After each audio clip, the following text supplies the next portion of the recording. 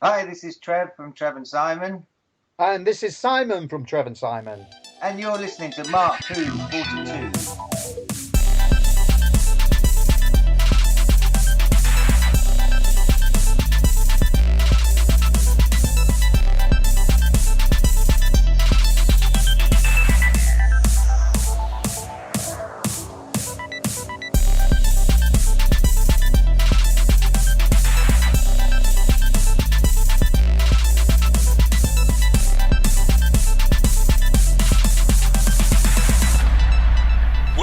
To Mark 42's universe. Hey folks, welcome back. This is the science fiction show that's all about science fiction. Yes, the radio show on ODYSY Radio and on Geekcast Radio Network, as well as all the podcast platforms around the world. I'm your host, Mark Baumgarten, and with me today are Eduardo M. Freyre, or I think for today's episode, I'll just call myself the Red Podcaster. The Red Podcaster. Oh, so you're a bad guy. Is that what we're getting at? Well, actually, you're not a bad guy. Well, we'll get into all that. Ed, how's the weather? It's freaking hot! Oh, God, it is so hot in the West. It's freaking hot. It's freaking hot, and thank you so much for reminding me.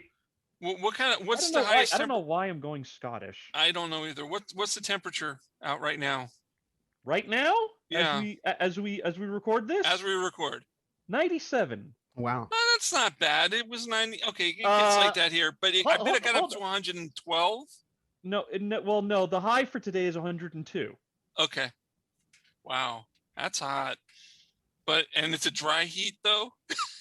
It's a dry heat. And by the way, your high apparently is supposed to be 84. I know our high. No, believe me, Miami has been great.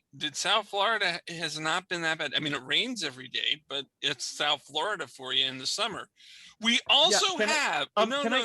Wait, can I also just? Yes, Ed. I want to shout out to my sister right now. Mm-hmm. My sister in Chicago, because there it says the high is 66. Vicky, I love you to death. I am so jealous of you right now. Bring some of that cold weather over here. I want to do a shout out to your wife, Trish, too, who's not joining us today. Yeah, no, this isn't. Today's topic is not her forte. Okay. We also have with us Zion Quiros. Hey, Zion. How you doing today? Hurricanes in July. Yeah. I don't understand it either, but whatever. Yeah, but it missed us. Good. It missed me. Did you get the weather? Yeah, a little bit, but still, hurricanes in July. I know. Welcome to Florida. Well, I mean, think about it. The hurricane season does start in June. So July is not, but a storm. Anyway, let's get off of that. Let's now go to Vicky Jakubowski. Vicky, welcome. You've been on the show twice, and now you are a regular. Welcome to our show. Thank you for having me. Oh, we're very happy to have you. Now, I know it's hot by you too, but let's change this topic. What about that earthquake?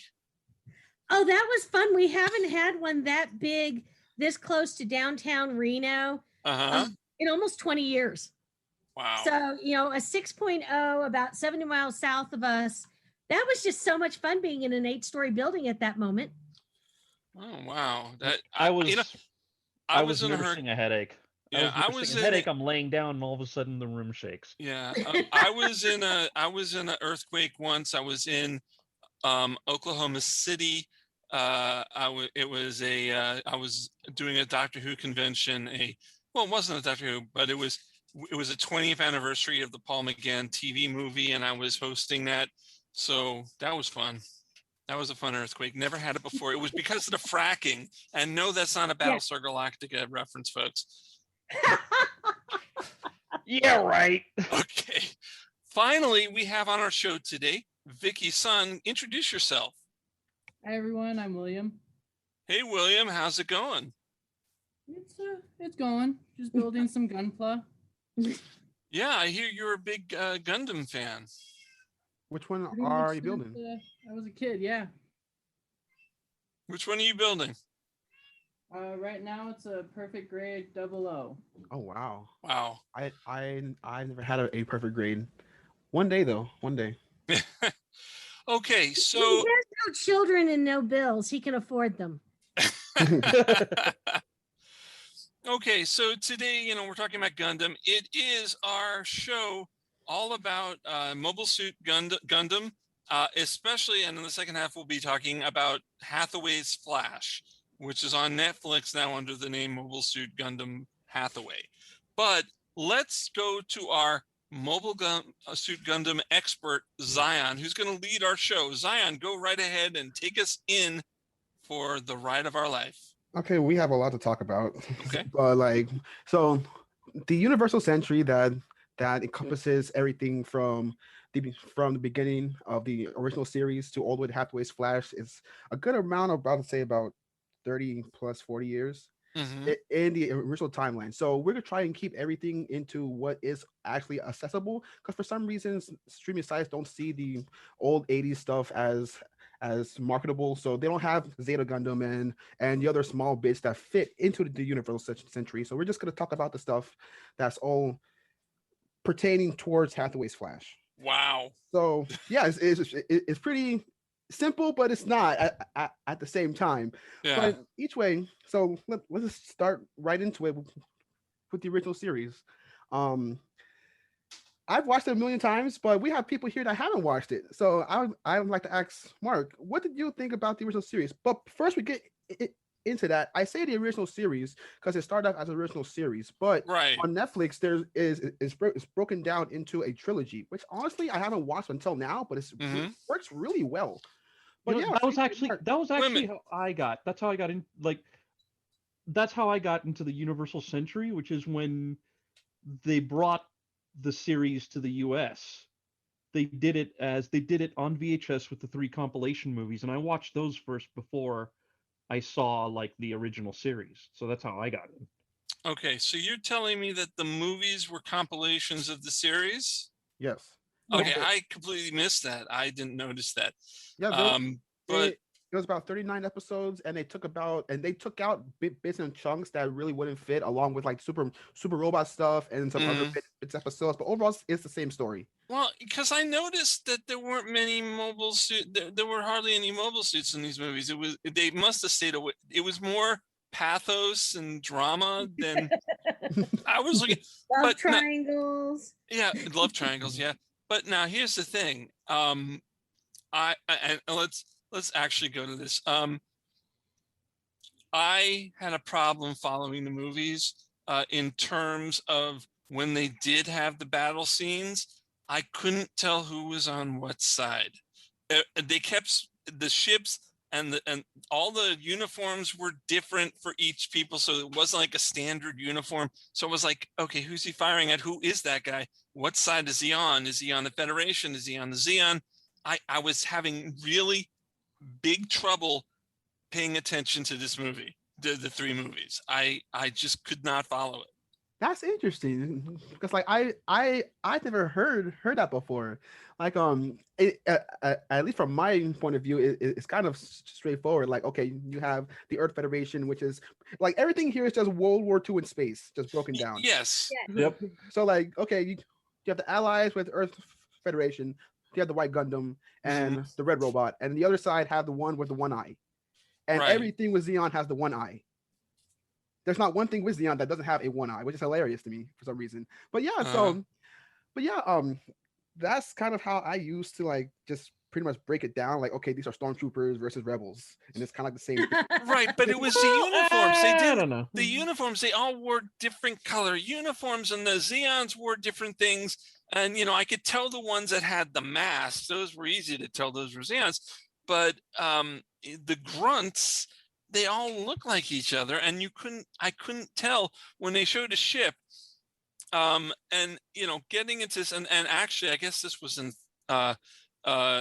in Counterattack, and when they had those mirrors, the laser mirror things, I have no idea whose side that was on. I don't know if those were the Zeons or the Federation. I could not tell. I know they mentioned, I think the Zeons mentioned firing them, but when I was watching it set up, I thought it was the Federation. It was just confusing. And I am into anime, but I was just because of these problems, I kind of was let down. I didn't enjoy them as much as I hope I did. Well, I always felt like because William is like you, Zion. He knows exactly who's who and who's what and who's doing what. I was in rewatching some of these. I was like, hang on, I've forgotten again because it's not clear cut. But I also felt that the fact that there wasn't a all the time clear cut good guy and all the time clear cut bad guy, that well, okay, it makes sense that there's a mishmash and there's confusion. It's the green one. No, it's the light green one versus the dark green one. No. Yeah. But I guess for me it fit because it's not straight who's the good guy, who's the bad guy as you go from series to series and film to film. Yes, and yeah, I actually, you know what? Actually, that Vicky, you bring up a good point, which is one of the things I actually like about Gundam is just the whole dynamic. Like, okay, it's easy to tell that in this particular case the Zeon are the aggressors, with the Federation being the defending side. But right. Yeah, it's like it's not, with only like a handful of exceptions, nobody is really good or bad. They just happen to. Okay. When you have this Zeon troops going Sig Zeon, I'm pretty sure those were the bad guys. When one of the leaders tells one of the other leaders, have you ever heard of Hitler? Because you're turning into him. To me, that sounds like they're the bad guys. At least in the first three. No. In the first three movies, in the first, trying to exterminate them and anyone who wants to evolve the human species. Okay, so see, that was another thing I didn't get. New type, the new type, you just turn into it from nothing, or you're born into it, but you don't show it like a mutant in the Marvel comics. Your abilities will expand. Right. See, like that's one thing that I also kind of want to talk about is that if you step back, you realize that Gundam started 2 years after Star Wars. So if you take a step back, you see a whole bunch of Star Wars. Like, right.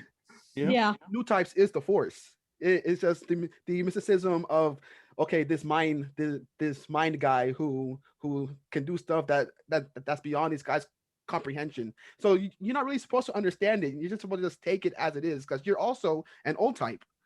Mm-hmm. You're just supposed to take it as like this is the new step of human evolution, and also that this is the first series. So like, so where was Professor Xavier? Yeah. Where was Professor Xavier in all this? No, go sit in the corner. Like, here's the thing. Here's the thing. New types at that point was still counted as a concept. No one had actual proof around the new type concept. Yeah. Because the concept was created by Char's father. But each way, but since we were talking about the fog of who's good or bad, I find that interesting because the first series is kind of the more clear-cut series of which who's good or who's bad. Like, sure that like as Mark said, Zeon's supposed to be Nazis and Federation's supposed to be Federation. It's supposed to be like, okay, these are bad, these are good. But one's doing things and the other's doing things, and another one's breaking treaties while the other one's killing people. Is war. No one's good at it. And war is hell. Yeah. War is hell. And like that's another war thing. Is heck. We're a family show. War is heck. I'm sorry. I'm no. Go ahead. But yeah, speaking on it, it's just interesting that like they have this there, and then they just jump straight to Char's counterattack, because in terms of Netflix, they're trying to focus Char's counterattack as like the sequel to the Gundam trilogy, while you have all this backlog of Zeta Gundam, Double Zeta, and side stories like 0083 and 8th MS Team and such, and everything that's here has to do with mostly the main series and Char's counterattack, because all the others have nothing to do with Amuro and Char. But the series right after Zeta Gundam has to do with Amuro and Char, and that also has to lead up to Char's counterattack, which I find odd that they didn't put it there. But William, do you have any? I want to find. I want to hear from William if he has any. Well, hold on a sec, because even 0083 has a lead into stuff, because you see the birth of the Titans in 0083. I mean, yeah, it's not figure heavy into the plot, but it does end with the creation of the Titans, Yeah. which Yes. is an important Was it part. Titans or Tetons? Because See, It's That- weird because I've heard both. That Oh. was a missed up is Titans. Okay, I want to hear from William on this. William, do you have anything to add? So, growing up, basically watching the animes and everything, I started off with Gundam Wing, where the separation was a lot harder to determine because you had the main Gundams as multiple colors. Mhm. Going and looking at Universal Centuries with the RX-78, or Granddaddy Gundam, as a lot of people refer to him, and Char's Zaku 2, they're very iconic in their positions and their roles.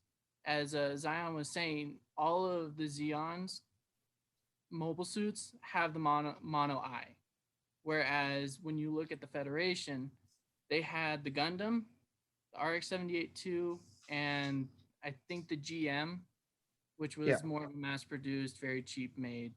That's why they blew up all the time. Yeah. The cannon fodder. The Yep. cannon fodder.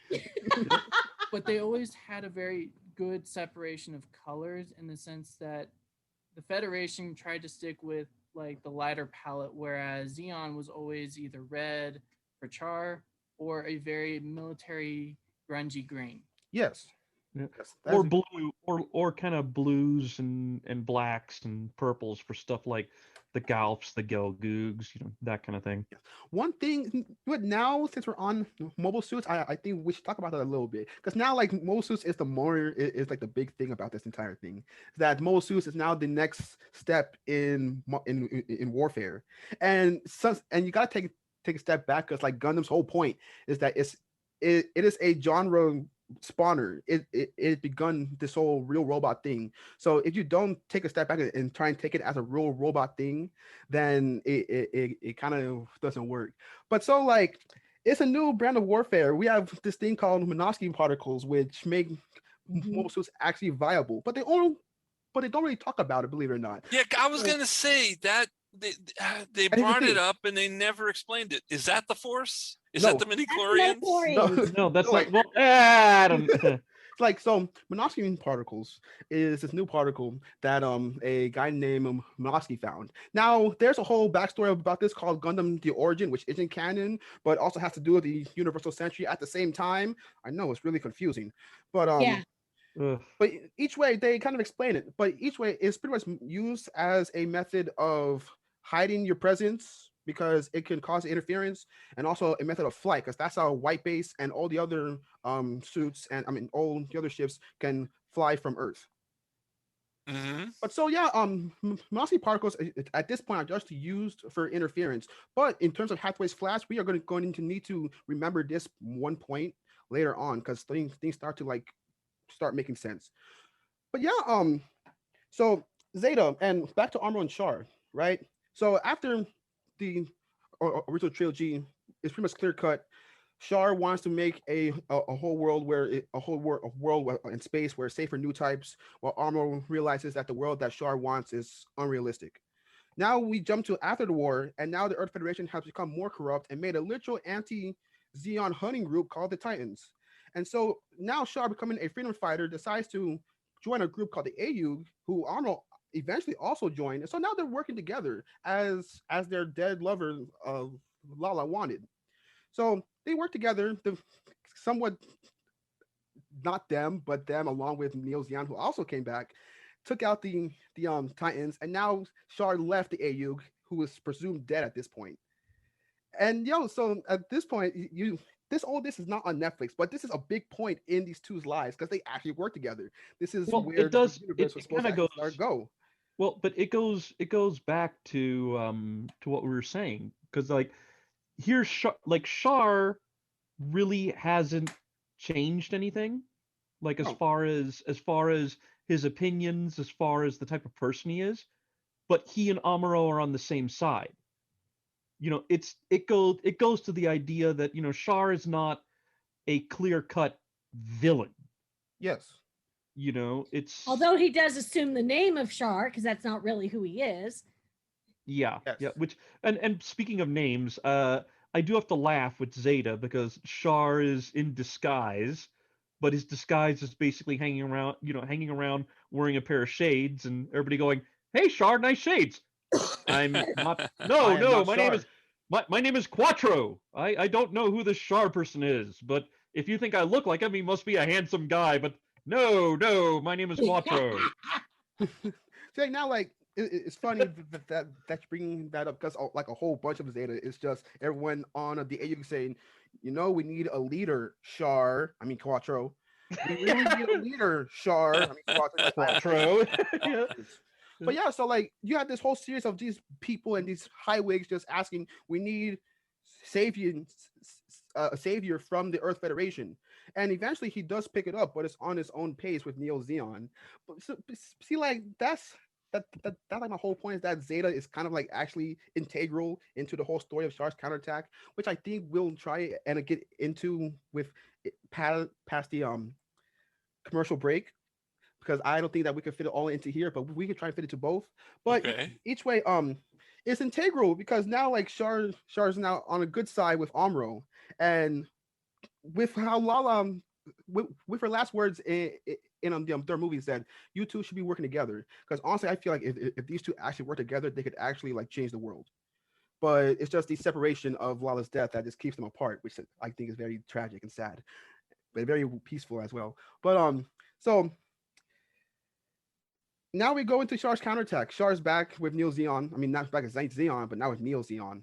And now he's pretty much back to almost status quo and like, okay, I'm evil, but I'm not evil. Well, I did. Okay, in Char's counterattack, I could see Char not being really evil. That I did see the difference between New Zeon and the Federation, which I didn't see. I don't think it's as clear cut Nazi versus the allies. Like we in the now first have three. corruption in the Federation. That is so. I mean, it was so blatant in Char's counterattack that it was just like, it's like it's in your face. The Federation are definitely the corrupt, the bureaucracy. They're negative.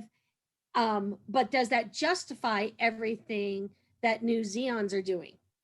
Well, New Zeon wanted to wipe the Earth out. It's like, whoa. Yeah. Exactly. It's trying to take out a cockroach. They're being with a machine weighed gun. down by gravity. Like, that's kind of like I really like Char's counterattack. It's because you had the whole backlog of Zeon, of Zeta, of everyone said you need to be a leader, Char, and Char becomes a leader. And there's this one line in Zeta that's kind of throwaway, but leads up that Char says when he's talking to Amuro that someone needs to bear the weight of mankind for there to be a change. And Char actually believed that. And here we are with him throwing a literal asteroid on Earth. Saying, okay, so this is the change that we need for people to move to space. But if no one's going to lift a finger, then I'll be the one to lift the finger. And here's the Federation trying to stop the finger. It's almost like a keeping on. And I'm glad that we talked about it right now because we're about to go to break. And we'll get on to why these words are much more heavy with Hathaway's Flash. Yeah. Okay. So Zion, Mobile Suit Gundam. I'm gonna give my opinions on Flash, Hathaway's Flash on the other side of the break. This is Mark 42's Universe here on Odyssey Radio. We're gonna come back and, like I said, we're gonna talk more about Mobile Suit Gundam, especially Hathaway's Flash. And Zion, you're doing a good job. I like this. We're going to use you more on our shows because this is a beautiful show. Anyway, we will be right back after this. We'll be back with more of Mark 42's Universe here on Odyssey Radio. Mark 42's Universe has a deal for you. We've teamed up with Audible Books to get you a free audiobook and 2 free Audible originals for the first month of membership with Audible from Amazon. After that, it's only $14.99 per month for 3 audiobooks. There is no contract, and you can cancel anytime you like. Just go to your web browser and type in www.audibletrial.com/Marku42. Again, that's www.audibletrial.com/Marku42. WHO42. You'll have hours of listening pleasure, but listen to us first. Hello, geeks and geekettes. I'm Steve Megatron, and if you're looking for a podcast that covers a vast array of geeky topics, then check out Altered Geek. Altered Geek covers superheroes, Star Trek, pop culture, comics, film, television, animation, gaming, tech, and more. So check out Altered Geek and get altered, get geeky with the Altered Geeks every Friday on iTunes, Stitcher, Google Play, SoundCloud, Blog Talk Radio, and the Geekcast Radio Network. You are listening to Mark 42's Universe on Odyssey Radio. Welcome back to more of Mark 42's Universe. I'm your host, Mark Baumgarten. With me today are Eduardo M. Freyre, Zion Quiros, Vicky Jakubowski, and fellow Gundam fan, William Everman. Hey, William. Hello. Hey. So anyway, we've been talking about, well, it's on Netflix now, the Mobile Suit Gundam movies, 1 through 3, Char's Revenge, Char's Counterattack, and what we're going to talk about in this part, the newest one that came out this year, Mobile Suit Gundam Hathaway's Flash. It's on Netflix. They just call it Mobile Suit Gundam Hathaway, but the actual title is Hathaway's Flash. Just letting you know. And leading this discussion is Zion Quiros. Zion. Okay, so before we talk about Hathaway's Flash, I kind of wanted to bring it up that there was a recent article that came out that said that this movie was a bit too confusing, which kind of made sense to me because you have to have this whole bunch of backlog, but at the same time, the movie stems on its own. But to try and nail that, we're going to try and step it back a little bit and try and talk a little bit more about Char's Counterattack for about 5 more minutes. Okay. Because so now we're at the peak of Char and Amuro's mental duel of now Char trying to move humanity forward, also while trying to get back at Amuro, and Amuro trying to stop both and trying to deal with that as well. So it all comes to a peak where now the asteroid is about to hit Earth, and green stuff comes out and both die, quote unquote die. And this right here has to do a lot with going forward, because now we just literally lost our 2 main characters. Hold on. And that's a point I want to make. So that those lights come out, but you never actually see them die. And that was also a contention I had. Did they really die? See, because I know they had more stories after that in the series and stuff that came out. So did they really die? Just that light came out, and yes, the light coming out does have something to do with death of the new types, because we've seen it before. But it wasn't made 100% clear that they died. See, now there's a reason for that, because now let's step out of anime world and go into the real world. Mm-hmm. Now we're in a point where Gundam is a Gundam. We now sell multi-millions of these models every day, right? And we don't bat an eye. So we just killed off our main money bank, which is Char and Amuro. Mm-hmm. Do we say he's dead? No. And so what we do, we wait. We literally do not talk about it until another person makes a series called Gundam Unicorn, and there's a quote unquote clone of Char, and literally throughout the entire series, is this Char or is it not Char? Mm-hmm.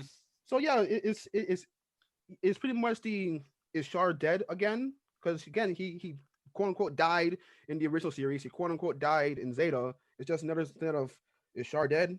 Did he dead this time?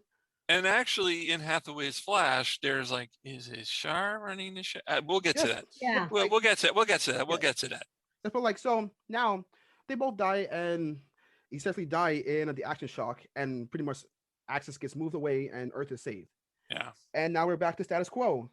Now the Earth Federation is now holding, and this is something that they don't really talk about since, as I said, Gundam Unicorn, and Gundam Unicorn was not written by the original creator. So there's a bit of discontinuity between the two. So in Gundam Unicorn, Zeta, Zeon is dissolved back into the into the Earth Federation. So after 0096, there is no Zeon. So now the Earth Federation is just free to do whatever it wants. And as we see now going into Hathaway's Flash, the Federation is pretty much back to how it was kind of in Zeta. We're now flexing our arms, dealing with space noise, except now we're actually deporting people back to space. Yeah, and I find that interesting because now we kind of lost sight of the whole point of moving people into space. Because in the beginning of the original series, they say that we move people off Earth because of overpopulation. Right. And now we're moving people back to Earth. No, we're moving the highwigs back to Earth, and then we started picking people back out of we don't want on Earth. So pretty much have no one to pretty much deal with the Earth Federation. There's no AUG, there's no Neo Zeon, there's no one until Mafty comes in, and I find it interesting the way that we're introduced to Mafty, because we're introduced to them as a terrorist organization, right? But sound familiar? I know, right? Yeah. We introduced them as a terrorist organization, but the leader of said terrorist organization is on the plane, so he didn't like that. He offs everyone on the plane, and yeah, so the whole movie is pretty much having to deal with this whole backlog of this one character named Hathaway Noah, who killed his lover in Char's counterattack. And it's pretty much having the same problem as Amro, like dealing with the aftershocks of her ghost still fresh in his mind. Go. No, I want to say on that, you mentioned the plane at the beginning of the movie of Hathaway's Flash. Okay, so Hathaway's in the plane, Gigi's in the plane, and the Mafka wannabe is in the plane. But Hathaway doesn't do anything to disprove or stop it until he gets some flash from Gigi telling him it's not him. But he would know it's not him because he's. Yes. Yes. Do you see what I'm saying? So that didn't make sense to me. I'm nitpicking, but I had some problems. Well, but later in the movie, they talk about how it isn't really one person. Right. He says he's acting as the head. Lots of tentacles. Yes. Yeah. So he wouldn't know if it's one of the offshoots. Right. Or is it Char? Everybody in the group. Or is it Char? No, it's a Char. Char. Yeah. Char is always alive. Because they did bring that up, and that's what I was saying earlier.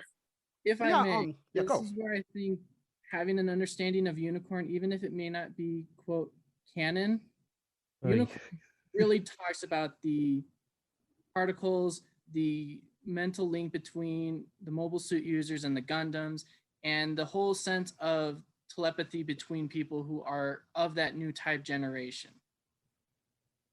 Yeah, I completely agree, because like you talk about something that's very important is the articles that at the end of Unicorn, which is also on Netflix. But for some reason, is it on Netflix? Is it on Netflix? Because I didn't know that. I possibly would have watched that. Yes, but I said not to, because it has nothing to do with this except for this one small point. Gotcha. At the end of Unicorn, they have these articles that pretty much dictate how life in space is going to be, and they took off one that was meant for new types. And at the end of Unicorn, this is supposed to be like this giant thing, pretty much saying that new types have rights to space and such. And now we're here in Hathaway's Flash, and it meant absolutely nothing. We're back to status quo.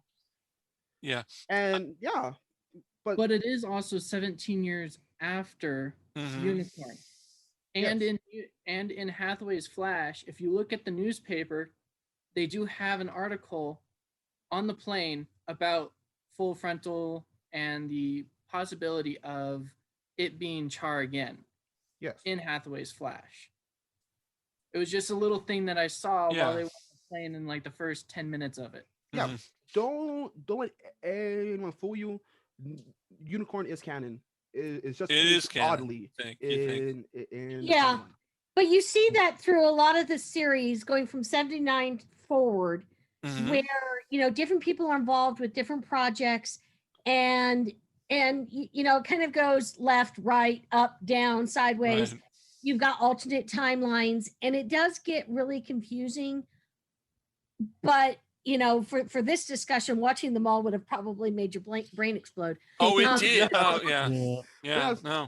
So now we're here with Hathaway, who was with Amro and Char the last time that they actually had like a real like fist to fisticuffs battle. Yes. And good old-fashioned fighting. I find it interesting because like I never really took like this whole scuffle that him and Quest saw as a very important part in his life, but for him it's like the most important thing to ever happen, because he now gets to see one side of the coin that humanity does need to change, Right. but no one is going to do anything, and the other one's saying humanity needs to change, and I'm going to do something.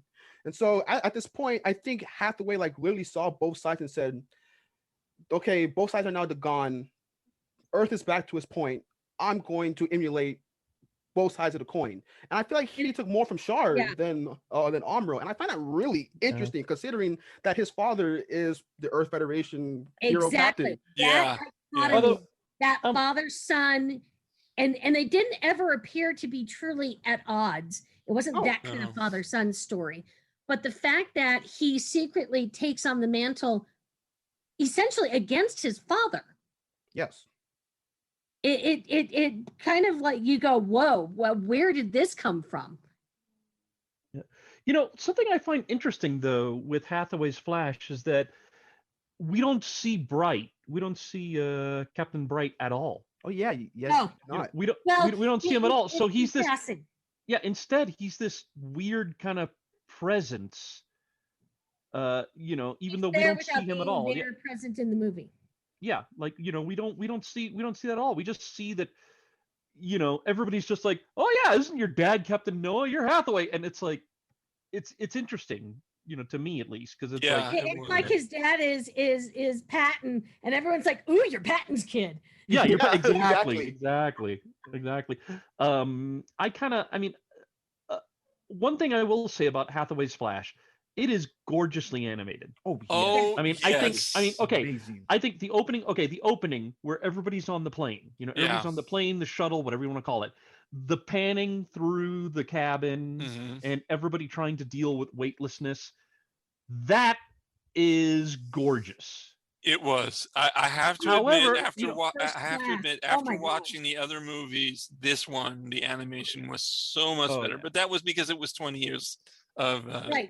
Yeah, no, exactly. But actually, it was like 30 years later. 30 years, yeah, because it was 89 or 87. Yeah, I think the conversation that we've been having here does crystallize the fact that if you're going into Hathaway's Flash cold, you are missing a lot of stuff. Yes, you are. Yeah, you know, I think for those of us that are fans of Gundam, you know, the point that I just brought up, the fact that we don't see Bright, you know, it's interesting, but I feel like anybody going in cold, they're gonna be like, what? Okay, who's this dad that we keep talking about? Yeah, you know, good old Bright.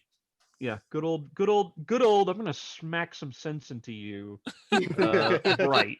Oh, believe me, he is gonna smack. I think Dad becomes less important in this story when you look at the massive hypocrisy and just absolute, you know, every joke about every politician that's ever existed. Oh, yeah. That's what the Federation is now.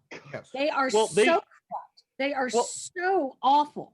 Yes. Well, Vicky, Vicky, there's a throwaway moment in Hathaway where Hathaway is in the, you know, when there's the attack on the hotel. Yeah. And Hathaway is in the elevator with Gigi.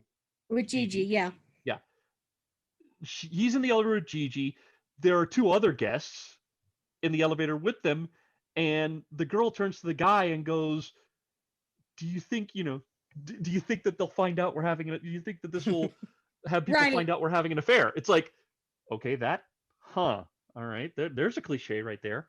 Well, and then of course the other cliche where the guy thinks Hathaway works at the hotel. It's like, yes, geez, you know, that was a nice little moment. It's like they just got woken up at 3:00 in the morning. I mean, what, you know, you expect, what do you expect somebody to look like? And the fact that he's like, guess first. Yeah.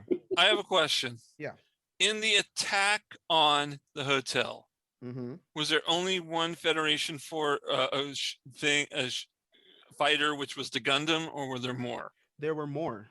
Because again, I couldn't tell who was who. And like that's another thing that I want to talk about. Every mobile suit fight in here was in the dark, and I think that was a big problem. That made it a little bit more confusing.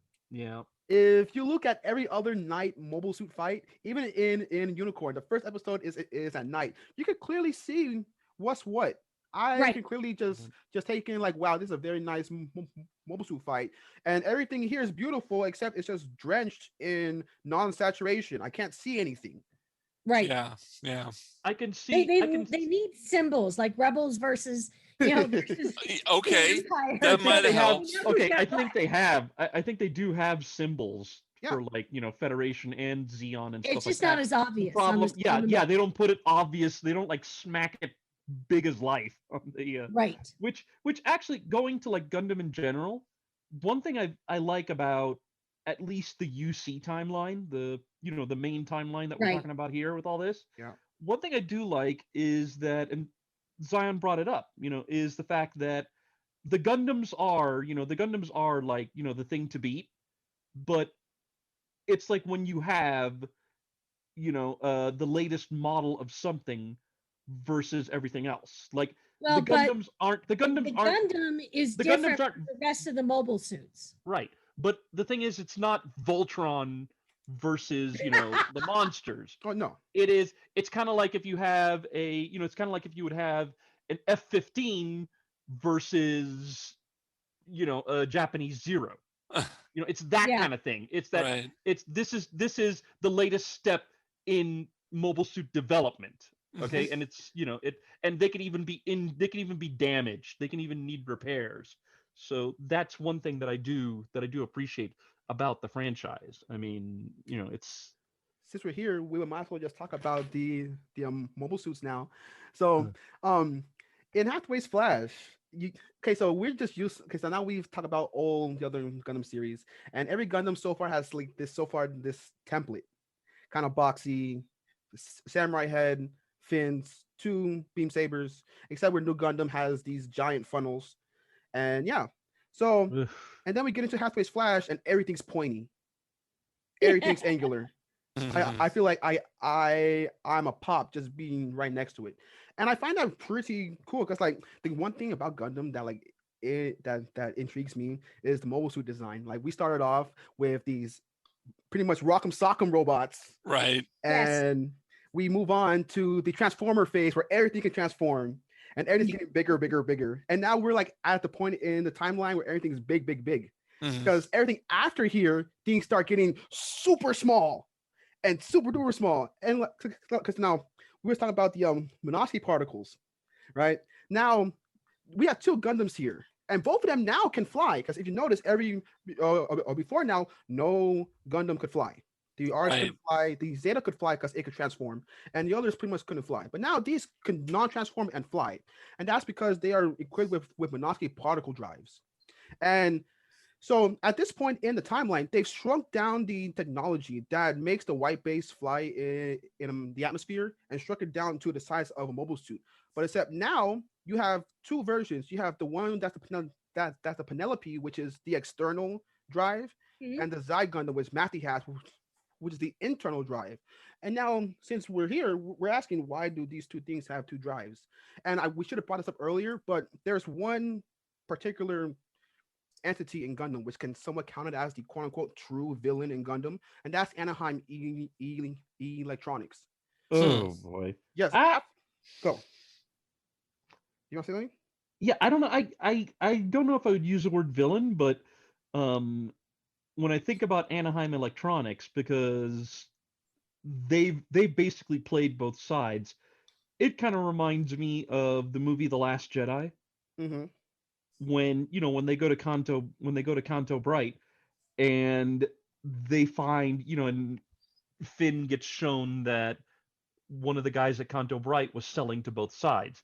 Anaheim is just basically like, who cares who's in charge? We're gonna sell. We're gonna deal with. We're both. gonna make a profit off this anyway. Yeah, exactly. Yes. I mean, villain in the sense that they don't want to rule the world. They're just like, well, we'll let you guys do your thing, and we'll do ours. Yep. It's like, hey, Mark, we know you want to overthrow this. We're gonna give you a line of credit. And thank you very much. I appreciate the extra credit. I appreciate the extra credit. Yep.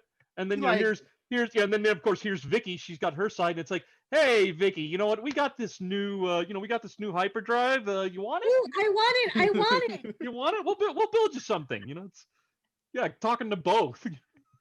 Yes. Sounds good. Any good arms dealer would do. Vicky, Exactly. Yeah. this means war. You got it, babe. Boy. And remember the most important thing about being an arms dealer. It's don't sell to both sides. It's don't get caught. selling Yes, to both yes, that sides. would be correct. That would be correct. Don't get caught. Don't Okay, get so caught. we have Anaheim here, right? And it's funny that like we talk about this now because Anaheim this isn't new for Anaheim. They've been putting their hands in both money jars since the 0080s. Like after the original series came Anaheim and been selling to both the AUG, the Titans, Neo Zeon, and Lando Bell. They've been just doing it forever for now. And now you step back again and you look at Mafty. And Mafty is kind of like the AUG. And the AUG had funders. And since this is like, again, the first movie of a trilogy, even though I didn't say that yet, yes, this movie is the first in a trilogy. And we're going to get to the end of this hopefully soon. Okay, so this is not the final, this is a trilogy. There's more coming in. Yeah. Because that was a problem I had. It felt like it didn't really have an ending. It didn't feel like a movie. It felt like it was just the middle of something.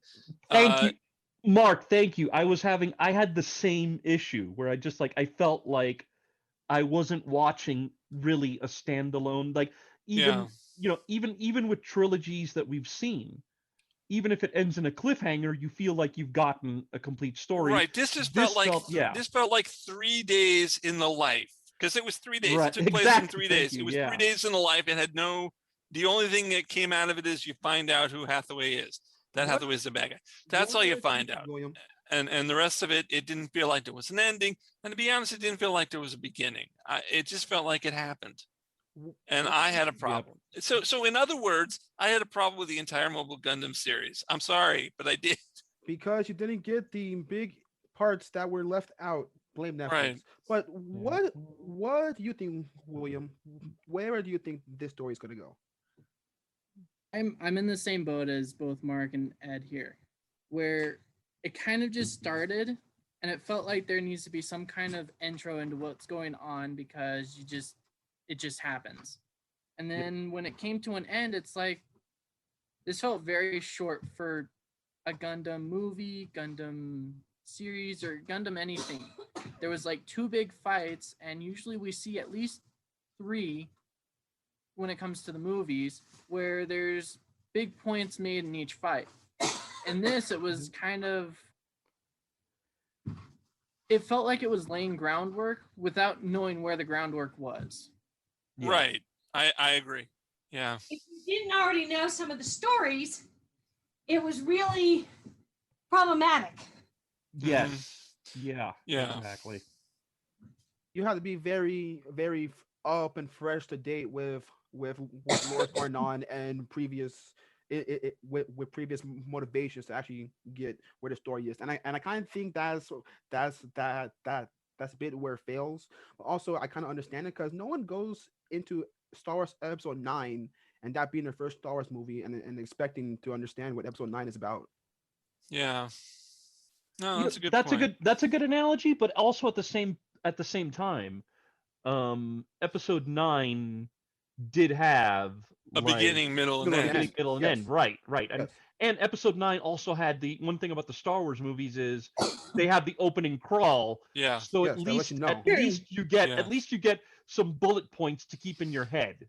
Oh, and if you're talking about a cliffhanger or a continuation, Empire Strikes Back, there's still a beginning, middle, and end. Yes. It just doesn't end where you want it to. Well, it just doesn't end where you want it to. Thank you. Western construct, both in films and TV shows, where we tend to do storytelling in that way.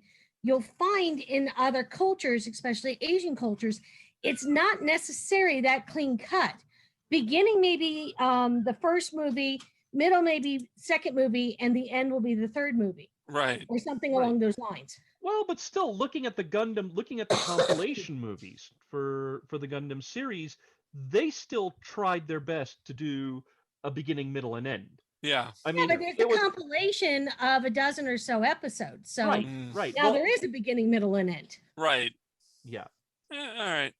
Well, I'll be glad to tell you that I've heard that the second movie has to deal with why Hathaway decided to align his motivations closer to Char than Amuro. But I don't know if that holds any water, and God knows when it's going to come out. But Right. Are these movies compilations of a series? No, No. These are original movies. these are Yeah. these are They original are based, movies. however, on a manga series that came out a few years ago. See, like that's something that William brought up in passing. They are, while based on a novel and manga series, they are being tailored to fit Unicorn into the timeline. Because as you said, they have mentions of Full Frontal and such about Unicorn in Hathaway's Flash, but Unicorn didn't exist when Hathaway's Flash was written. So they have to kind of like make sure Hathaway's Flash fits the Unicorn timeline, since Unicorn comes after Hathaway's Flash, but Unicorn came out after Hathaway's Flash was written. Mm-hmm. Very confusing stuff. Doctor Who would love this timeline. You won't be after this episode of Soap. All right, sorry. Sorry. I just love that show. Anywho, we haven't talked about this, but like I should have brought it up. But at the end of Char's counterattack, the last words that Amuro and Char say to each other about Lala probably being a mother to him, right? I always found that scene very, very interesting, because the way that the action theme works is that the cycloframe reacted to Amuro's brainwaves, and in his over assumption of Char's words, like Char meant to say is that she's like a mother to me because Char's mother died, and that's the only like mother figure that he had in that war. Now Amuro took it that Lala's pregnant, and he pretty much blew up everyone, because he like, oh crap, she was pregnant, and felt immense guilt at that one point, and then boom. So I find it interesting that the axis shock potentially happened because of Amuro's misinterpretation of Char's words. Wow. Cool. William, anything you want to add? This is a rabbit hole of a series. There's no clear-cut good guy, bad guy.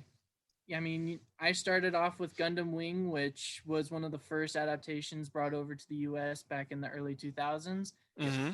And then I started watching some of the other ones like Gundam 00, Gundam The Origin, and Unicorn. Unicorn being the one that really kind of brought me into, this is far more than just an anime. This is far more than here's the good guy, here's a bad guy. It really turned into a contest of who's got the stronger power and who has the stronger belief system when it came to the story arcs. And there really is no good guy or bad guy. There's just a revolving, you're bad this group this time around, and you're good this time around, but next time it might be completely flip-flopped. All right. And I'd like to throw in how much this is about relationships more than the fighting and even more than the Gundams. Yep. I will agree with that. I will agree. Yes. And on that note, we're going to have to say goodbye here on Odyssey Radio. Of course, if you're listening to Geekcast Radio Network, you might, or on our site, marku42.com, you'll probably hear more, because you will. Pixels in the Animation is the Geekcast Radio Network's video game cartoon review show. We are covering every episode of 9 different video game cartoons. Join TV's Mr. Neil and myself, TFG and Mike, as we trek through multiple Mario tunes, Zelda, Captain N, Mega Man, Sonic, and we are also driving through Donkey Kong Country. Pixels in the Animation is 100 episodes of video game cartoon goodness, so tune in to help us find the Pixels in the Animation, which you can find every Wednesday on iTunes and www.geekcastradio.com.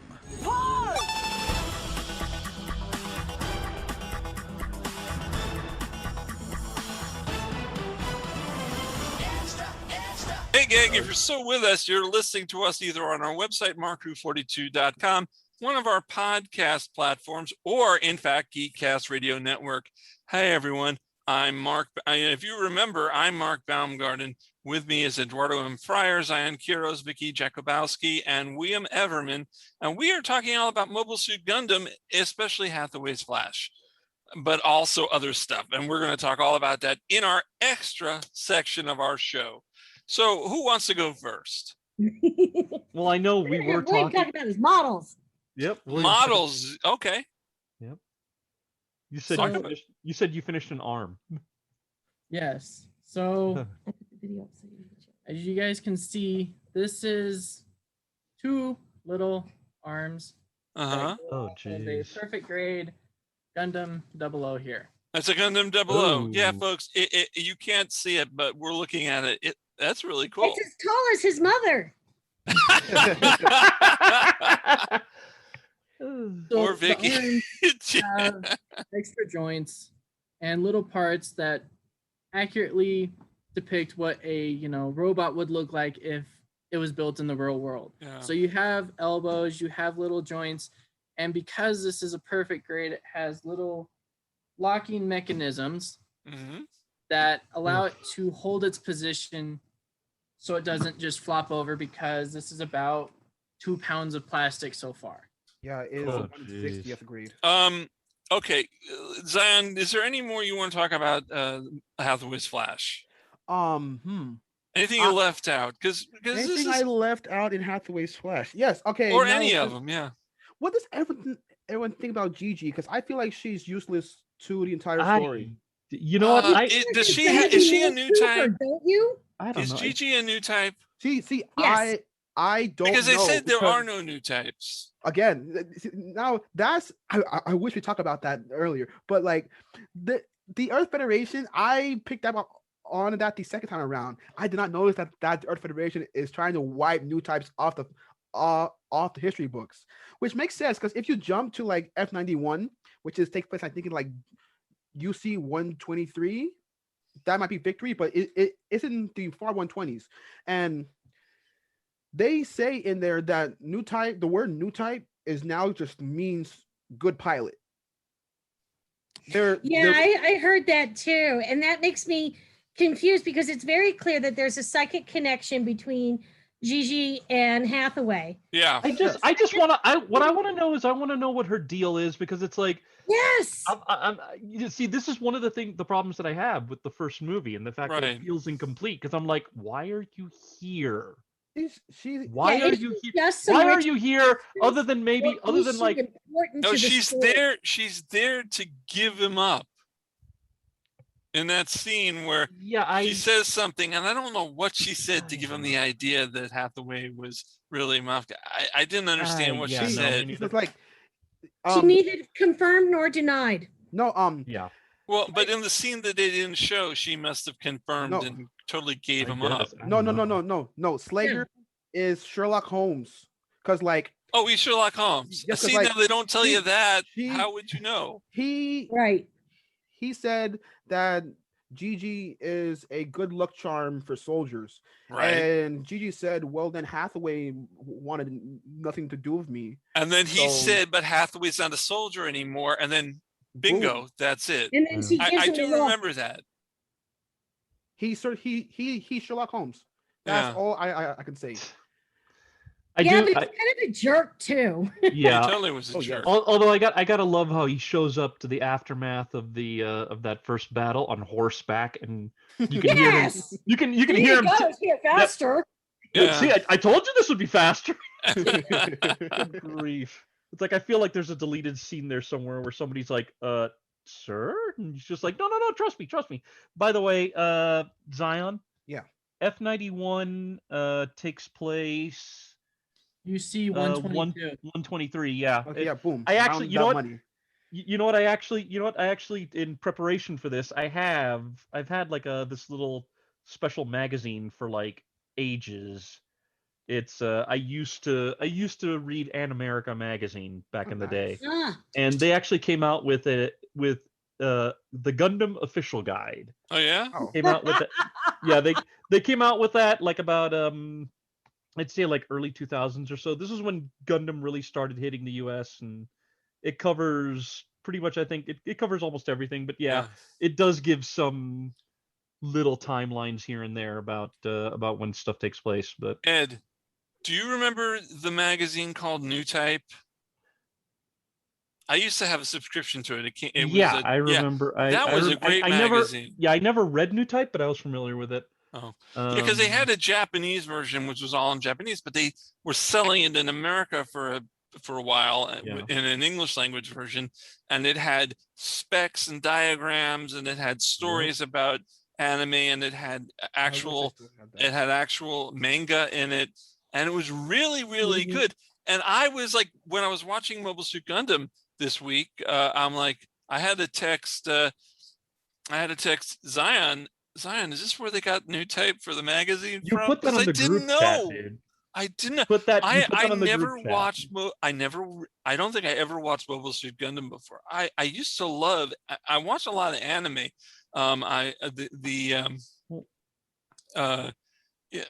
Death Note, which is kind of recent, but I used to. Oh God, I hate to mention this.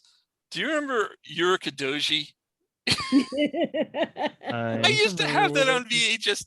I'm sick. That is disgusting. But I used to get our comic shop had tons of anime that you could buy that was basically bootleg, and so I did. And at conventions bought bootleg anime. Actually, so I was think into one it, of the but Mobile Suit Gundam I never watched. Well, Gundam. Okay, I'll say this. Okay, if it'll make you feel better, Mark.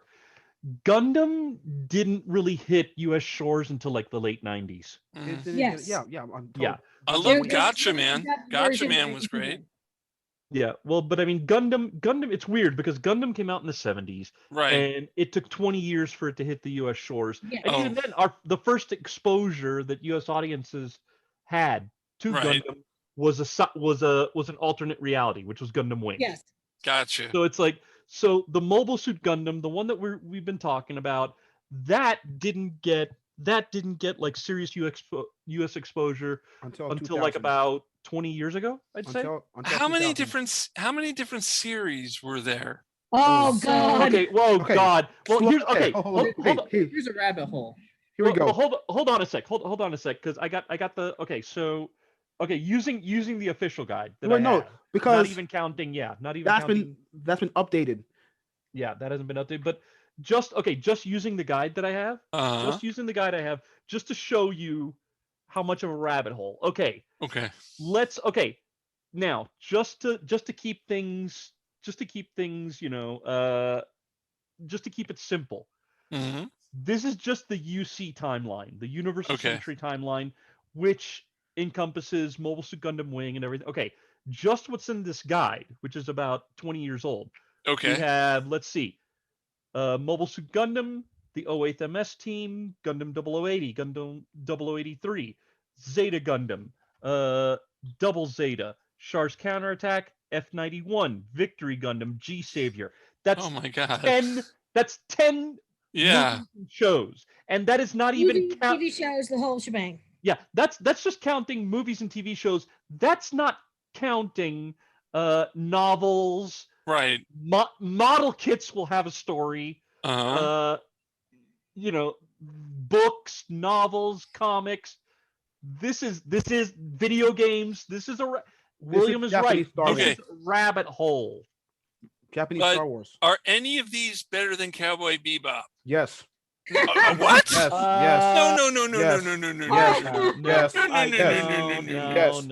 Yes. Zeta Gundam is better than Cowboy Bebop.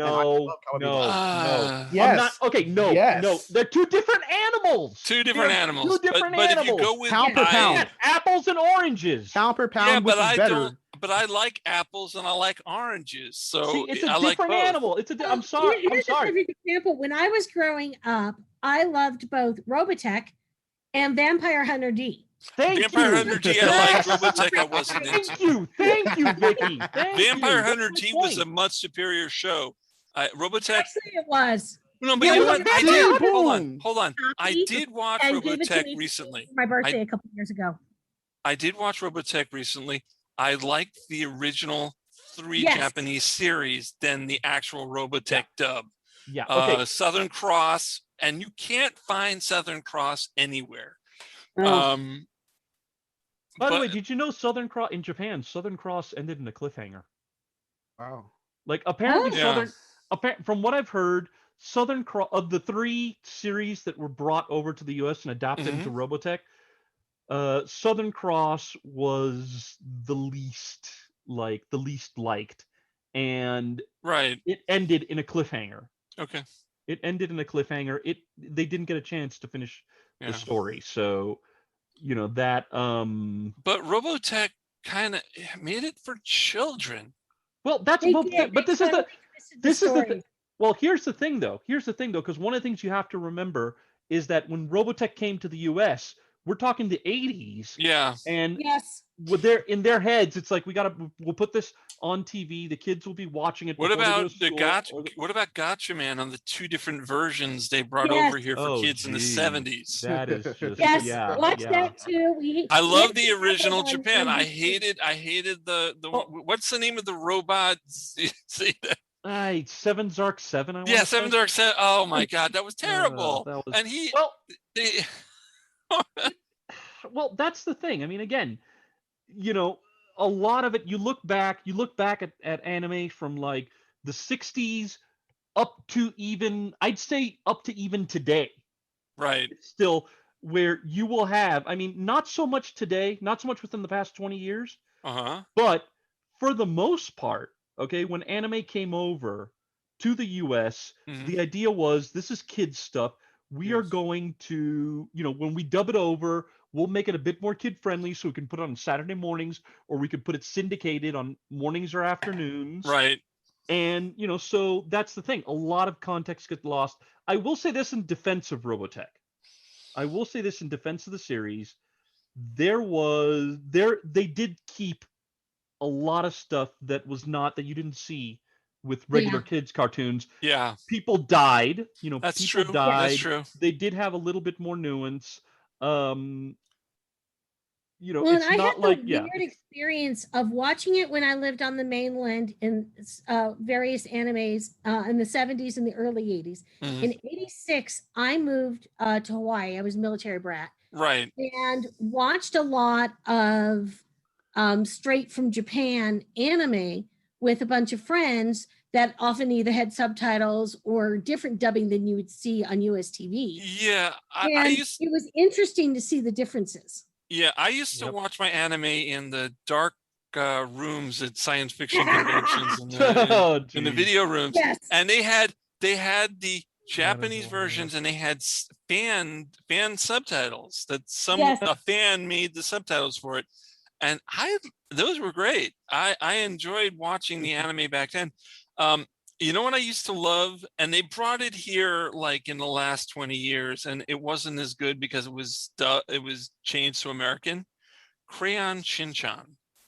Do you ever see the original? God. Okay. Oh, not man. only was there a series, not only was this a series, there were like 20, 25 movies or something. Yep. Those were classic. And then they brought it over. I think Cartoon Network showed it, and it was just crap. Well, I think Cartoon Network. I can't. Was it Toonami or Adult Swim? I don't remember. Crayon Shin-chan, because I feel like it wasn't Toonami. It wasn't Toonami. Okay, it wasn't okay.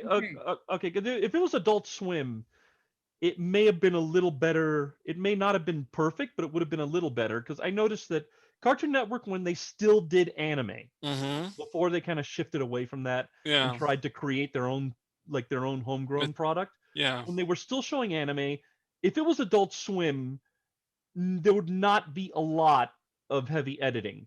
But if it was going to be on Toonami, that's where you get a lot more heavy editing. There was editing on the Crayon, and then the dub. The stories were completely off. But it had to be on Adult Swim because there was sexual. It was a 5-year-old kid, and there were sex jokes. So Again, this is the rabbit hole, because Gundam Wing first aired on Toonami, and then at some point they added Toonami Late Night, which was more of the adult themed shows or more of the darker themed animes that were being brought over. So it could have been part of that in between Toonami and Adult Swim when they had the Toonami late night segment that later would It have might been have. Adult Swim. You may actually have gotten the nail around the head, because I do remember I didn't watch Crayon Shin-Chan, but I do remember it being on Cartoon Network, and I don't have memory of it being like a show that was on during the day. It wasn't. Yeah. So, but going back to Gundam though, one thing that I noticed, especially when I grabbed the guide, so I could do a little reading up before we did this episode, is just how many protagonists are pretty young. Yes. I mean, Amuro is 15. The Gundam Wing kids, they're 15 in Gundam Wing. Yes. Camille and Judao are also 15. Wait, were they 15 or I think Camille was 17. 17, yeah. Yes. Camille was 17. I think age was viewed very differently in the anime than you would see it here in the U.S. in any which way. Yeah, no. I mean, let's see. Camille, shoot, that's double. Okay, well, I'm flipping through. 0083, Ko Rocky was 19. So yes. Okay, still pretty young, but he could vote. Yeah, Camille's 17. God, let me see. I'm pretty sure. What's his face? Shiro is 21. I think he's the oldest one. Shiro Amada, actually, yes. I think, that's 08, right? Team. Yeah. The 08. I think he's 24. Yeah. See, I know he's the oldest. Outside of what's his face? Io from Gundam Thunderbolt, which is another UC thing, which isn't in the main series, but it's still UC. Oy. Yeah. Which is also just a glorified toy commercial. That's what all Gundam is a glorified toy commercial. But it works because Fog of War. Oh yeah. And by the way, can I just say, because while we're talking young protagonists and Gundam side stories, okay, show of hands. Those of you who saw 0080, yeah, who got destroyed by the ending? I laughed. Like, who just watched the ending and was just like, I'm destroyed. I laughed. You laughed? And I'll tell you why. It will make sense. I watched the dub, right? Okay, sure. Bernie gets killed. That whole episode just had me grabbing my pillow saying, "Stop it, don't fight." Right? But as Al is there, and honestly, if they had 0080, I would ask Mark to watch it, but it's not there and you can't find nowhere. But as Al was just shell shocked that his friend just died, you had the Federation guy just come over. So what's the status of the Gundam pilot? She is just hurt, sir. And the Zaku pilot, nothing left, sir. A pile of hamburger. I was like, oh my god! Like, let me get some McDonald's. Damn, man. Shoot. And like, but that's just cold, man. That is it's just random. Oh yeah, no, that's what I love about Gundam. It is just that you have these random side notes, like someone saying you are gonna make it. Just make sure it happens while all the stuff in the background, the main story is just happening.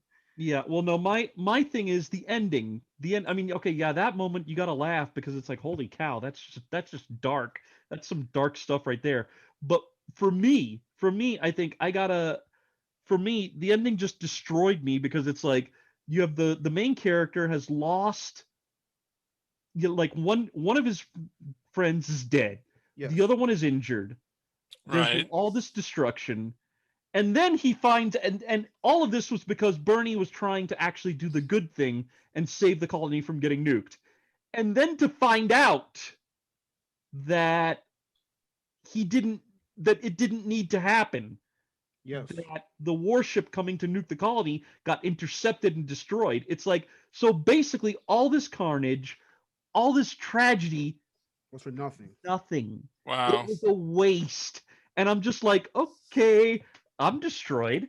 It's like, and I'm looking at our Pixar collection. It's like, hey, up, you got some competition. You have some competition here. You know what is the part that really makes it hurt? that throughout the entire series, Al has been acting with his friends that war is just a game. No, the Zaku is the coolest, and I'm gonna join Zeon because I the Zakus and Jim suck, right? And then the whole story happens, and then you have like the assembly, and his kids are still in that mode, like, oh, the Zeons are cool and such, or all this shit just happened to Al, and he just starts crying. Yeah, and they're like, "Oh no, don't worry. There's gonna be more fighting." It's like, yeah, oh, bro. boy. Oh my god. Vicky, I have a question for you. Yeah. What years were you in Hawaii? I'm going back to Crayon Shinchan. I love the show. Okay, let's see. I moved to Hawaii in October of 1986, and I was there until October of 92. Okay, then you missed it because Crayon Shinchan was on KIKU in Hawaii from the December 18th, 93 until December 2001. And that was, I got, the ones I watched in the dark rooms at science fiction conventions were from there with the fan subs. Interesting. Well, I will say that, because I had mentioned to you guys offline that, so I had a friend, Kendrick, absolutely loves him. He still lives there. And he was the manager of what was literally back then mom and pop VHS rental store. And we would get, it was the only way to watch Rocky Horror Picture Show was to watch the Korean import of the American movie. And it had Korean subtitles. It was great. Oh, jeez. And, That's funny. but you know, there were all sorts of things. It was like every weekend, okay, what you got for us this weekend, Kendrick? And it kind of became running gags on, oh, well, they will edit this out when this comes to America. Oh, they're not going to say that. I've always had fun. Like when we were watching Hathaway, I had both the dubbing and the subtitles on. And my husband walks in and he's like, it doesn't match at all. I said, no, it doesn't. It's fun. Oh, geez. Actually, a running joke, I think, in some of the Gundam series is the dub is so bad that it's its own show.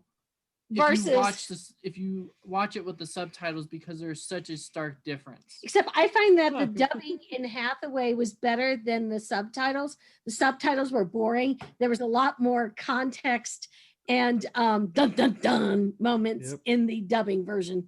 Really interesting. Oh, and actually, you know what? It's funny we should talk dubbing. It's funny we should talk dubbing and different context and stuff because so. Like I said earlier, my first introduction to the UC Gundam was the compilation movies. Those were dubbed, right? Yeah. That was the bad dub. I hate dub. Well, this is the thing that weirds me out. But I will say this. I mean, say what you will about the dub. I love Stephen Bloom's Char. Yes, but that's okay. But moving on. No. Can I say something else? Okay, so I'm watching. I'm watching. Counterattack, and you know, on Netflix you have the choice English with subtitles or Japanese with subtitles. So I was watching Japanese with subtitles, and you know, you get it. But then I'm gonna try it. So I put English with subtitles, and as usual, and this is why I hate dubs, what they were talking and saying didn't match up at all to what the actual text one will say he said yes, the other one will say he had said 68 words. It's like a bad, skit. They make it they have to make it so that it makes sense to Americans, and that you lose the quality of the actual writing. Yes, they rewrite the story.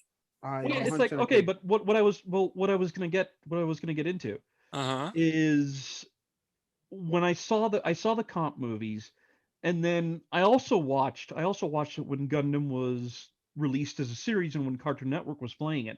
Right. What I thought was interesting was, okay, so we have the youngest of the Zabis, Garma.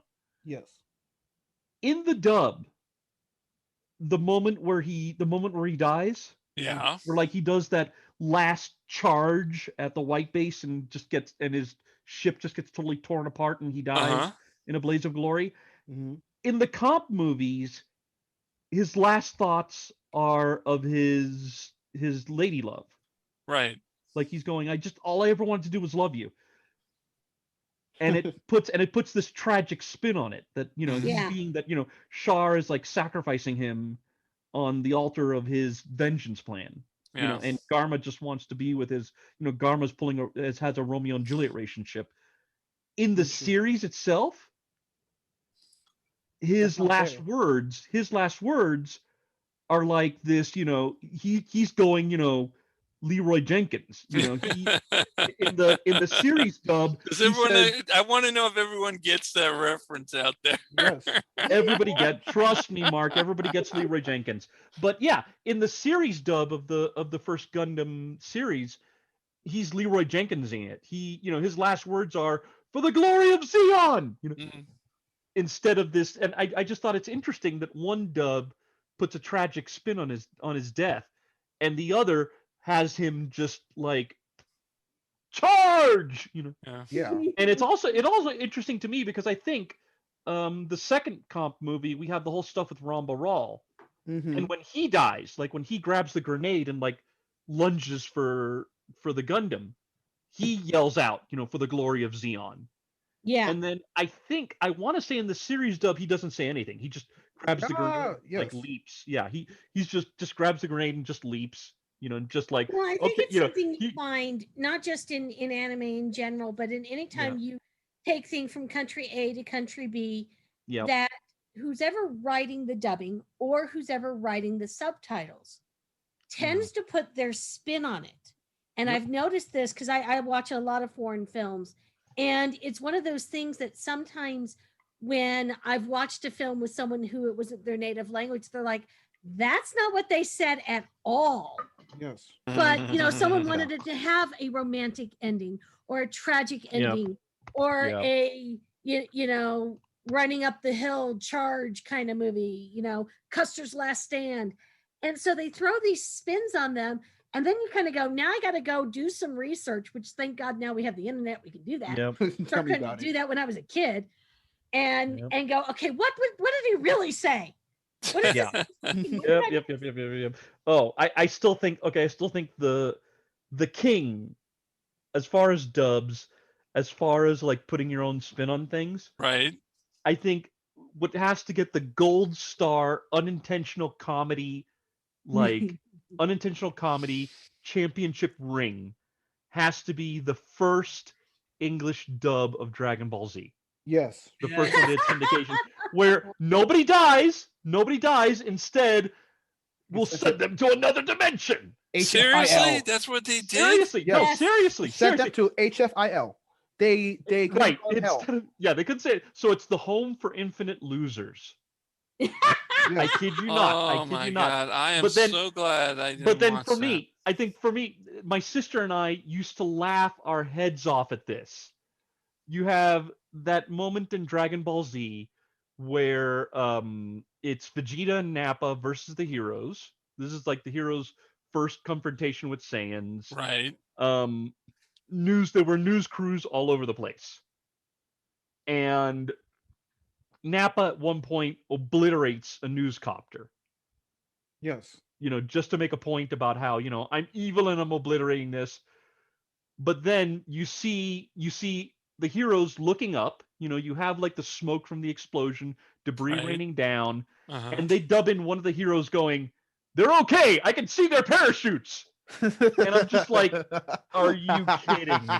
You kidding me? It's kind of like the A-Team where no one died. Yeah. Yes. Well, they when a car rolls over, when they make a car roll over, they cut to a scene of the people coming out of the car going, "You okay? Yeah, okay." Yep.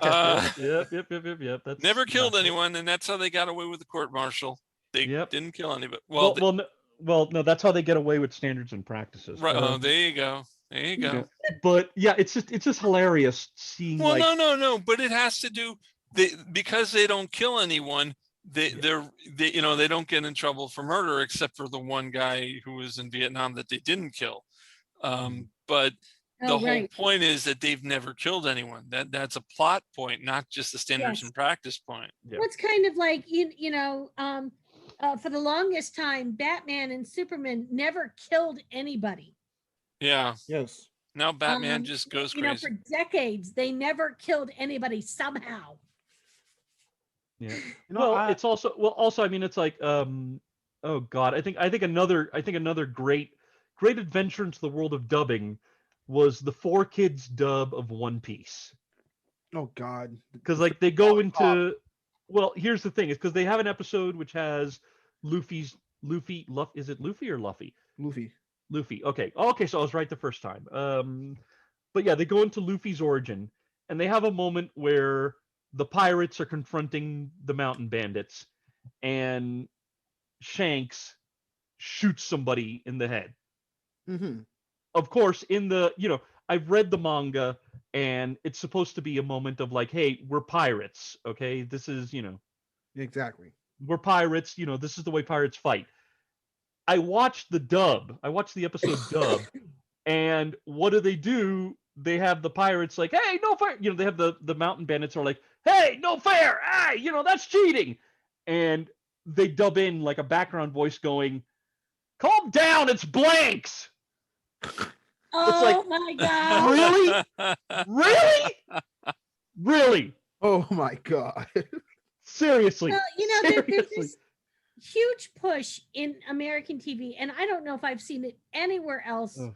And I'm sure some other countries probably like it too, but we're insistent that nobody can die at the end, that, no matter how many guns, no matter how much magic, we just don't want people to die.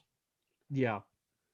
Well, it's like, I know G.I. Joe, I know that when they did G.I. Joe the movie in the 80s, yeah, that there was a push that Duke was going to die. I remember that. What happened basically is that Transformers the movie and G.I. Joe the movie were in production at the same time. Originally, the idea was going to be that G.I. Joe the movie would come out first. Mm-hmm. And it was going to be direct. It was going to be like in theaters. Right. So they decided, okay, you know what? We're going to be in theaters. We've got a bigger sandbox to play. Let's send out the message that war is hell. Kill Duke off. The Transformers people heard about this and they said, you know what? We got robots. Yeah. We got robots. We can really kill some people off. Yeah. So Transformers the movie gets done first. A bunch of characters die. Optimus Prime has this big dramatic death scene. Parents blow a royal fuse because the production team underestimated what would happen. They thought, oh, the kids are going to be fine because we've introduced these new characters. They didn't expect for their child audience to like lose it. So G.I. Joe, they're finishing G.I. Joe the movie. They decided, okay, we're going to release this direct to video and like on TV. Because My Little Pony, Transformers, they didn't make a lot of money. So it's like, okay, let's just release it to TV. All these complaints come in. So they're like, oh, crap. Mm-hmm. Okay, new plan, guys. New plan. They do not. We can't kill them. Here's the thing, though. You go, okay, if anybody has a copy of G.I. Joe the movie, watch it. Right. The scene where Duke goes into a coma. Put that scene on mute. Okay? Mute it. Don't hear the dialogue. Uh-huh. Then here's the thing. It is a death scene. Oh. It's a death scene. I actually did this. I showed somebody the movie and I was like, okay, hang on a sec. I'm going to mute this for a second. We watched the scene. Right. And he's like, did they just kill Duke? They killed Duke. And then I'm just like, let me rewind this. I rewound it. We watched it with the dialogue. Okay. And my friend goes, bull spit. Duke is dead. Duke is dead.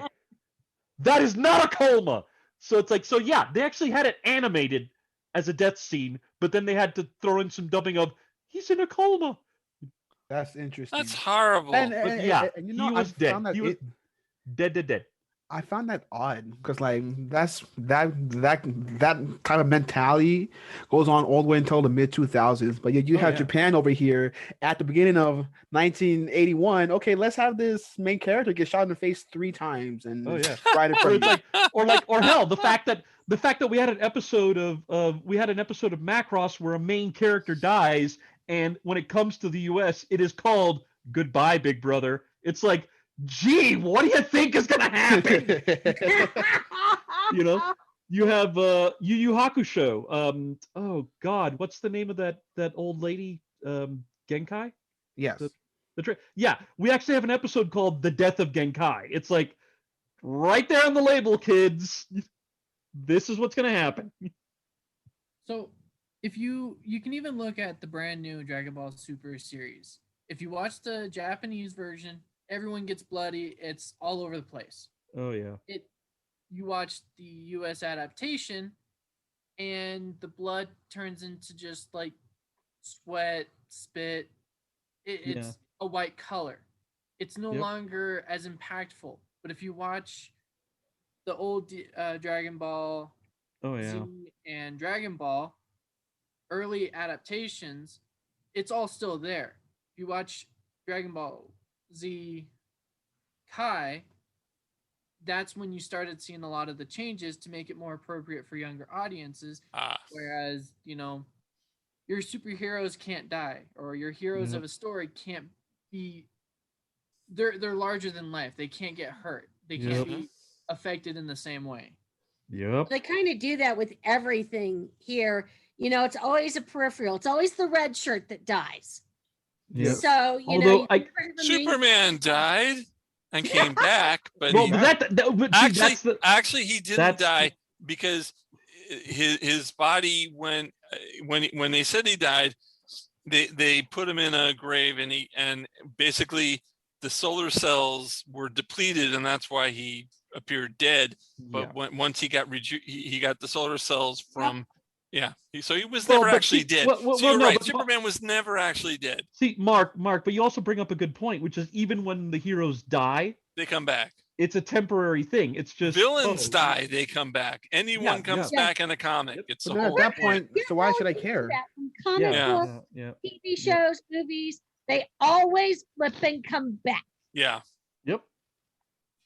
I'll say this. I will say this though. There are a few shows here and there that straddled the line and kind of gave a little gave a little bit more push. One show that I feel is criminally underappreciated, and I feel is like the closest to stuff like Gundam, is Exo Squad. I've never seen that. That show, was that an American show, Exo Squad? Yes, it was an American show. It was syndicated, and I only saw it. I like the first season I had to catch in pieces because it was a Sunday morning thing. They put it on Sunday mornings, and then season 2 they put it at like 6:30 in the morning. But it is one of the closest things I've ever seen to US made anime. Yeah. Because it had a war as hell thing, and main characters died. The other thing I gotta say is the Superman, Batman stuff, right? From the 90s to 2000s. Mm-hmm. That also I gotta give props to, because like for example, there was an episode of Superman called the late Clark Kent. Yeah. Oh yeah. Where Superman had to fake Clark Kent's death to solve a murder. And there was a scene, the bad guy gets caught, and there's a scene at the end where he's on death row. He is about to be executed in the gas chamber. He's sitting there figuring out how he got thwarted. His last words are, "He's Superman." But then the last thing you see is the switch being pulled. Wow. And you can hear gas coming out. So it's like, we had a character. The implication is really heavy that the villain for the episode is dead. That he was executed. Wow. Okay, he was executed. And this is an American cartoon. This is a U.S. cartoon. But that's also much later in the game. You know, you Yeah. think about it when you started to have the comics go darker, when you had things like Spawn come along, Oh yeah. and things started to get they pushed the envelope, and that was great because it was more, in my opinion, realistic. I just think I see that. Yeah. that there's so many things that we have changed, like the animes that have come over, or the cartoons that were on Saturday mornings back in the day, and how, you know, Icky's sweet and everything was perfect and everything worked out. But then you had things like Sesame Street and Mr. Rogers that tackled difficult topics, but we couldn't have anime where anyone bleeping died. Yep. You know. Yep. Yeah. I mean, you Yeah, had. I don't know what age I Mr. was when I Hooper. kinda went, Mr. Hooper died. Yep. Mr. Hooper died. Yeah, and they were like, okay, nope, we're gonna go full bore. We're not gonna we're not gonna say he moved to a farm.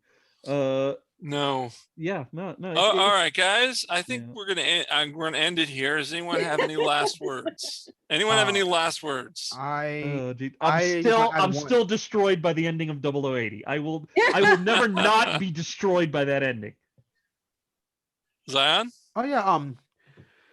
We was talking about censorship and such. There was an episode of Batman Beyond where I forgot the main character's name, but he had a friend who Terry. Yeah. Terry had a friend who was trying to get a date, and he got a robot, an android robot.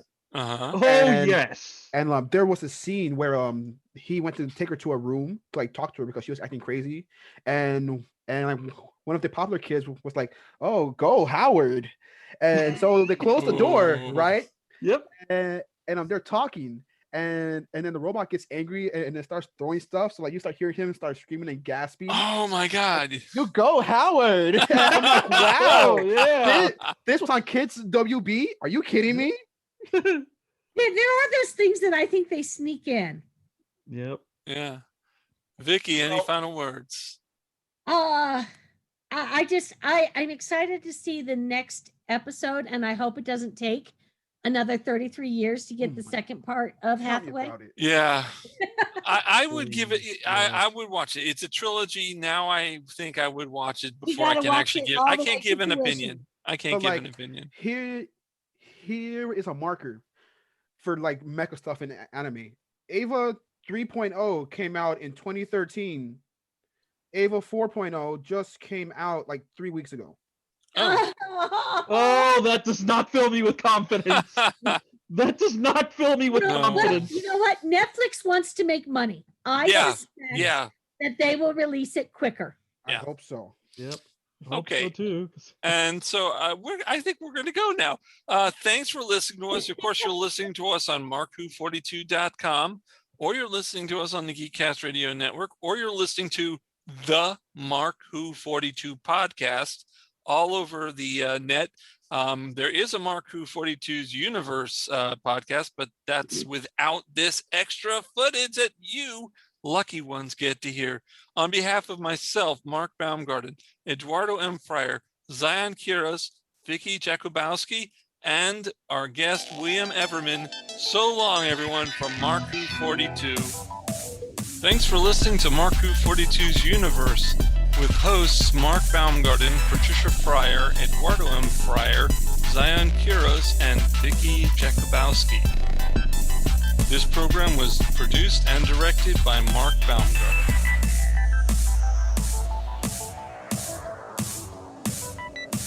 If you'd like to get in touch with us, please go to our Facebook page or email us at markwho42s.universe@gmail.com. You can listen to old shows at our website, markwho42.com, or even our YouTube page, markwho42. Mark Who 42's Universe, copyright 2021.